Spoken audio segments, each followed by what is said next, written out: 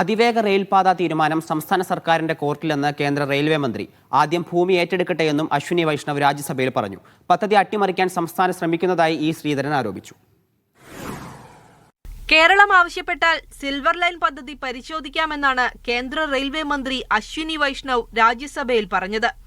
Silver line പ്രായോഗികമാണെന്ന് കരുതുന്നില്ല. അതിവേഗ റെയിൽപാതയ്ക്കായി E Sreedharan office തുറന്നതിനെയും മന്ത്രി സ്വാഗതം ചെയ്തു. Regarding the point about Kerala and the office that Dr. Sridharan has opened, I always welcome any person in the country who would like to contribute to the development of the country and development of the railway, and especially Dr. Sridharan.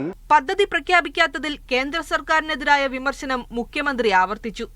കേരളത്തിന് വേണ്ടത് അതിവേഗ റെയിലാണെന്നും E ശ്രീധരന്റെ പദ്ധതിയോട് എതിർപ്പില്ലെന്നും Pinarayi Vijayan പറഞ്ഞു. Office തുടങ്ങിയതുകൊണ്ട് കാര്യമായോ? പദ്ധതിക്ക് അനുമതി വേണ്ടേ? പദ്ധതി E Sreedharan എന്ന വ്യക്തിയാണോ ആരംഭിക്കേണ്ടത്? പദ്ധതിയുടെ പ്രഖ്യാപനം കേന്ദ്ര ഗവൺമെന്റിലെ നടത്തേണ്ടത്. ഞങ്ങൾക്ക് ഏത് പദ്ധതി ആയാലും പ്രശ്നമില്ല. ഞങ്ങൾ മുന്നോട്ട് വെച്ച പദ്ധതി ആയാലും ഇനി മറ്റൊരു പേരിലുള്ള പദ്ധതി ആയാലും അതിവേഗം പോകുന്ന റെയിൽ നമ്മുടെ കേരളത്തിൽ ഉണ്ടാവണം. അതിവേഗ പാതയെ സർക്കാർ അട്ടിമറിക്കാൻ ശ്രമിക്കുകയാണെന്ന് ഇ ശ്രീധരൻ ആരോപിച്ചു. സംസ്ഥാന സർക്കാർ കൊണ്ടുവരുന്ന RRTS അതിവേഗ റെയിൽപാതയല്ല. RRTSനെ അതിവേഗ റെയിൽപാതയെന്ന് വിളിക്കുന്നത് ശുദ്ധ വിവരക്കേടാണ്. RRTS അംഗീകരിക്കപ്പെട്ട റെയിൽവേ സംവിധാനമല്ലെന്നും ഇ ശ്രീധരൻ വാർത്താക്കുറിപ്പിൽ പറയുന്നു. വിവിധ ബ്യൂറോകൾക്കൊപ്പം ന്യൂസ് ഡെസ്ക്.